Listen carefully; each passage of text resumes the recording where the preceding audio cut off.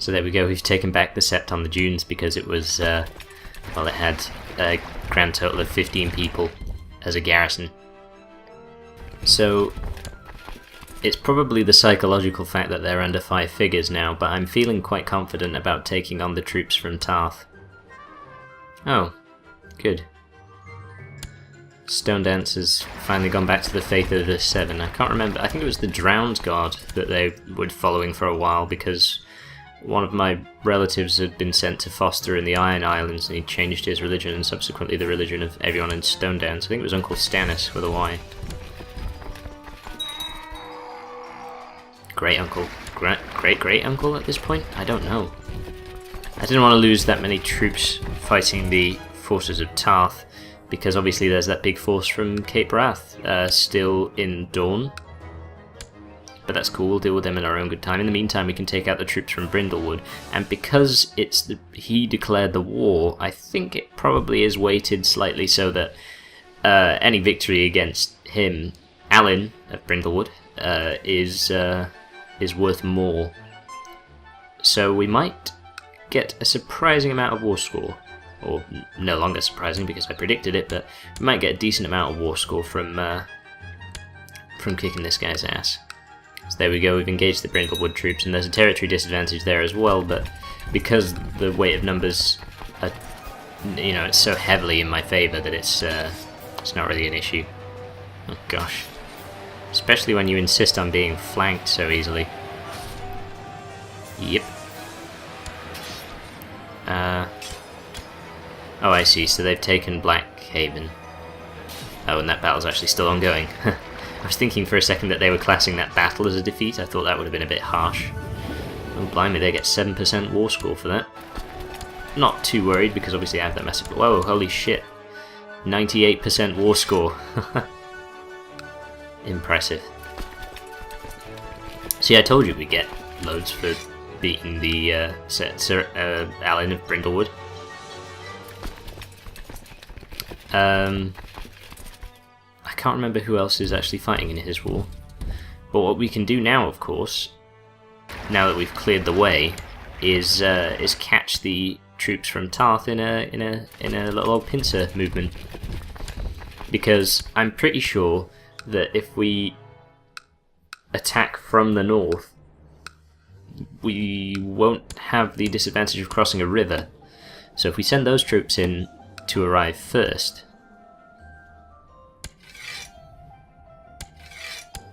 and then send the troops landing in Dawn from the south second, we should have a massive army against the dwindling numbers of Tarth, without any of the penalties, besides maybe mountain bonus.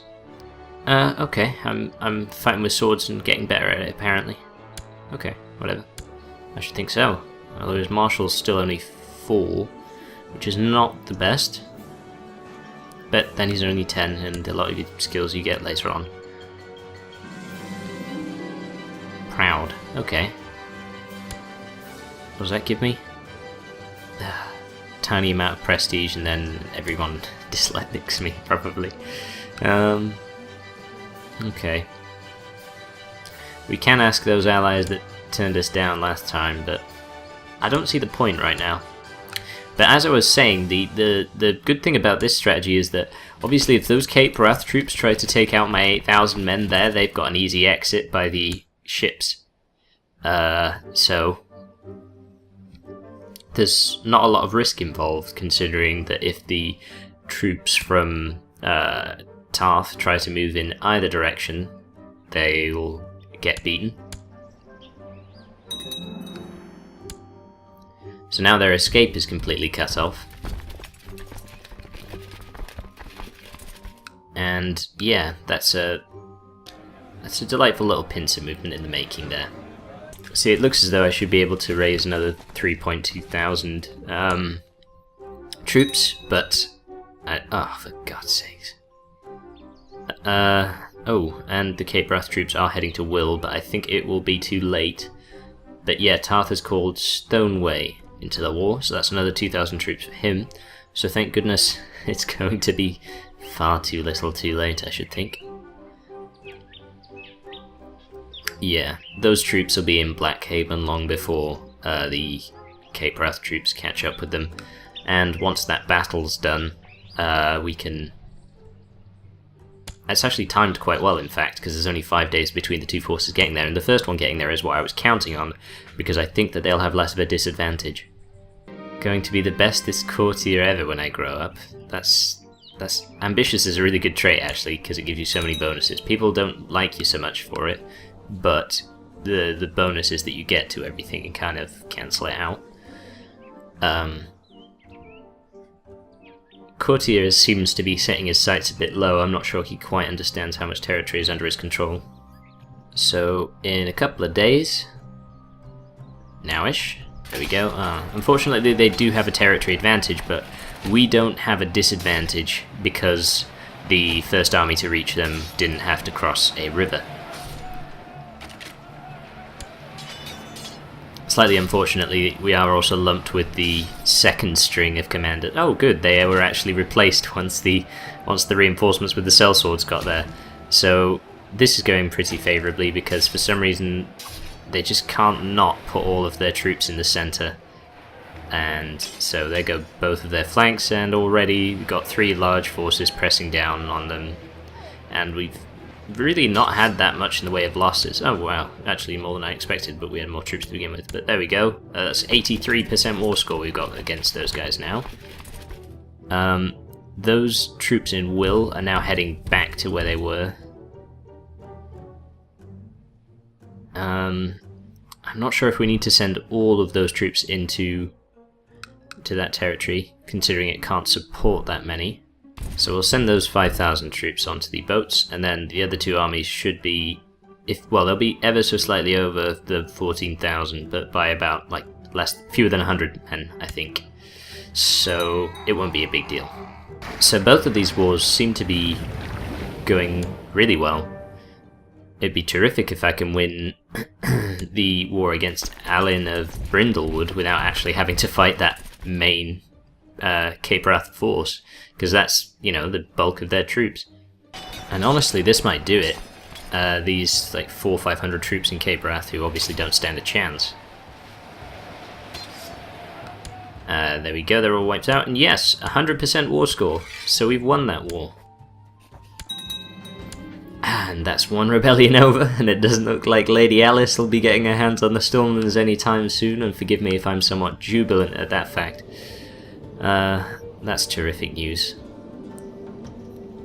And yes, I do have the Crushed a Major Revolt bonus, so everyone's got, plus 30, and oh my goodness, yeah, suddenly 20,000 more troops, roughly. So yeah, people like me more, and also, I've brought more territory under my control. It's all good news. So these are the remnants of the army from Tarth, who are sort of having to fight a retreat into the Stormlands, but aren't getting very far with it.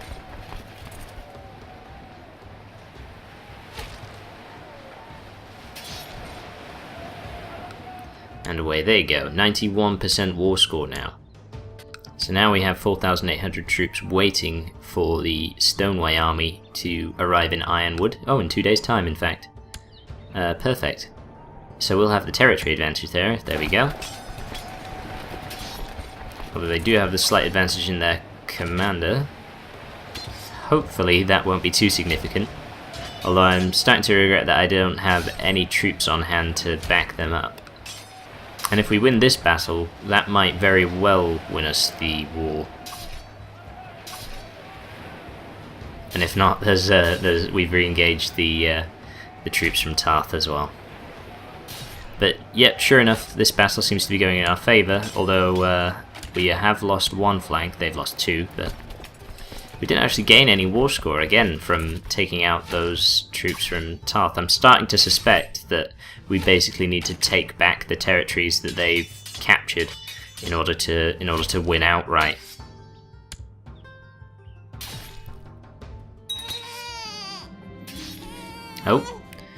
Oh, so Manfred Estimant of Cape Wrath, he's demanding trial by combat with a champion, and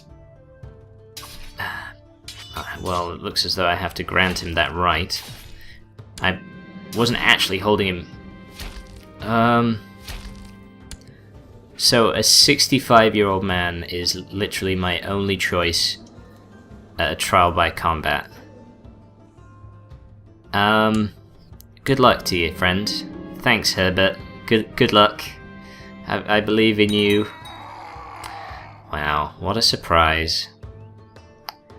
So Byron of Tudbury Hall, which is the territory I captured during the war, actually, sure enough, killed Herbert Connington.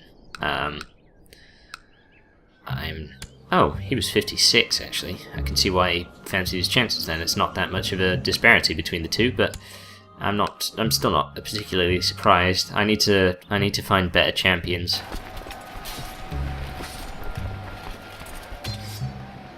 If I controlled 2 of the 7 kingdoms, I should be able to do better. He's no Barristan Selmy, is he? Yeah, that seems to have worked. Releasing people generally works better because obviously people like me more. We've had this talk. And there we go, the last remaining part of that army is routing. So that's a fairly good victory. Not the best, but... Oh.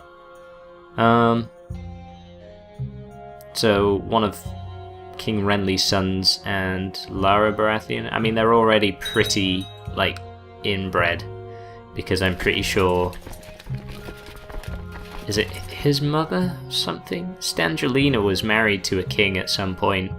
Yeah, it looks as though we've got as much war score as we can get from vassals, so yeah, we just need to take back the territories that went under the control of Tarth, and Lemonwood, I think, took back that sept, which had, 15 people guarding it when I took it, probably fewer when I left it. Oh, terrific. Oh, I see, so the Lord of Tarth has died, and so Meredith Dondarrion is inherited, and she is surrendering.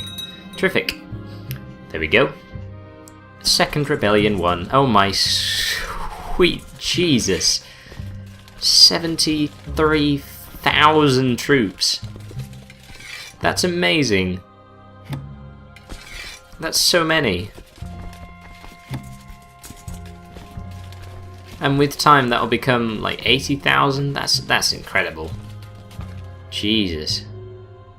Well, there you go. I did say that winning these rebellions would probably be best in the long run, and now we have the full confidence of pretty much everyone under our control, and like several high lords and ladies in our prison, most of whom at least we will release. Oh wow, Lady Rylene seems to be a bit of a problem.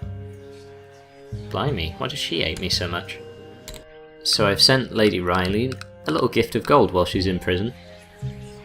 And now she doesn't hate me as much, and I reckon if I release her, then hey, she has a favourable opinion of me as well. There we go. And yep, that has really benefited my troop counts, in fact, because now I have over 80,000 troops to call up. Wow, Meredith's a big fan of mine. No wonder she immediately surrendered as soon as she gained control of Tarth. Oh, she's imprisoned by me. Well done. God. So let's release her, because she did me a favour. And to be honest, we may as well release Edric and Kasana. There we go. They're all pretty big fans of me now. And, yep, slightly reflected again in my military, so... Wow, that is a lot of troops. That is a huge number of troops that I can call up at any time. That's more troops than Prince Stannis I ever commanded. People are in love with Orys. Well, this is a solid start to his leadership. Oh, Renly even doesn't hate me, so that's something. Still betrothed to Mirielle, who is now 7 years old. I think it's when she's either 12 or 14 that they're allowed to marry. Obviously, by that time, Orys will have come of age himself.